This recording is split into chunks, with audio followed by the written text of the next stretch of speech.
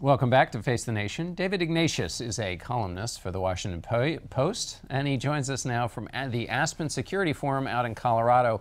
David, I'd like to get you to help us put in context this $400 million payment from the United States to Iran. Senator Cotton says it's ransom. How do you see it? Well, let's start with what President Obama said last week in responding to this charge. In effect, he said that because he announced the payment of the $400 million as part of an overall $1.7 billion at the time that the deal was concluded in January of this year, it couldn't be ransom. It was publicly stated.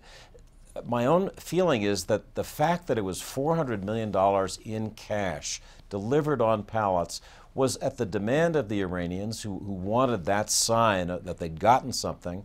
The optics were terrible. I think people felt that at the time. And although the president says it was their money, which is true, and that this was in some ways a good deal for the U.S., I think the optics look bad, and it will continue to be an issue the Republicans will come back to. It shows the uneasiness that exists about this deal still in the United States a year after it was concluded, and still in Iran as well.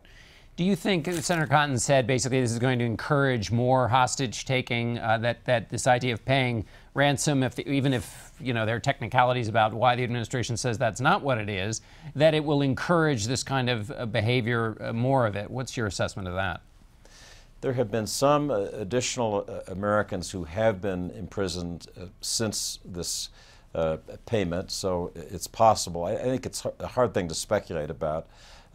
Because the president was so firm in restating the policy, we will not pay ransom for hostages. I think that's a deterrent relative to many other countries in Europe and elsewhere. The U.S. has been very careful about this. A lot of European countries do pay money, and they pay the price in more of their citizens being taken. This morning we learned the Iranians announced, and they publicly acknowledged, I should say, that they executed a nuclear scientist who reportedly helped the United States uncover information about the Iranian nuclear program. What does that tell you about the Iranian regime, and how does this affect the nature of relations between the United States and Iran? Well, this announcement of the death, the man's name is Shahram Amiri, was a sad end to a mysterious case I wrote about at the time.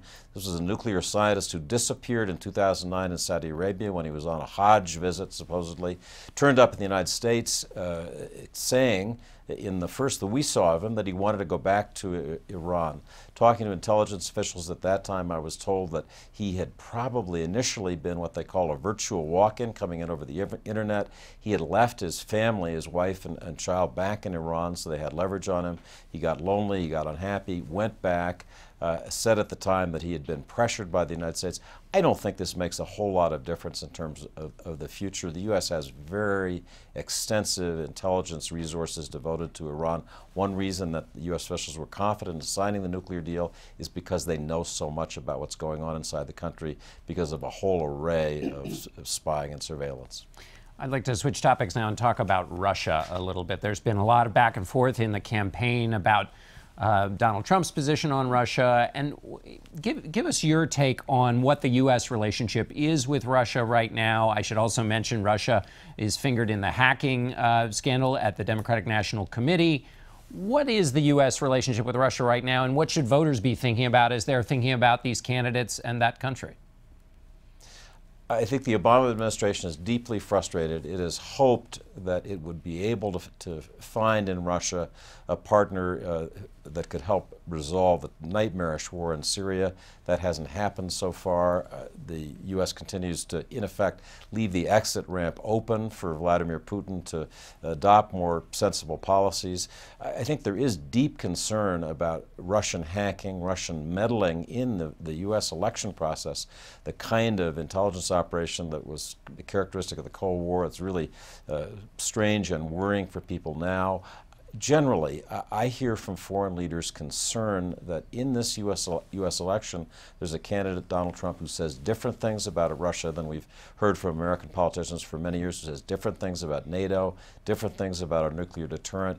They try not to make comments that intervene in our election, but I pick up here in Aspen and everywhere else I go real concern from foreign leaders as they watch what's happening here. And do they think that he's inviting some kind of more freedom of movement from the Russians? Is that the nature of their concern?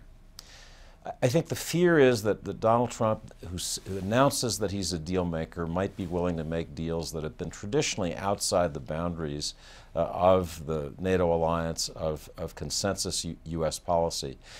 Foreign leaders are very careful not to seem like they're intervening in this election. They don't want to seem like they're meddling. But the U.S. is the North Star for the Atlantic Alliance, really for the global economy. And Trump says things that dim that North Star, that guiding set of principles in a way that worries leaders.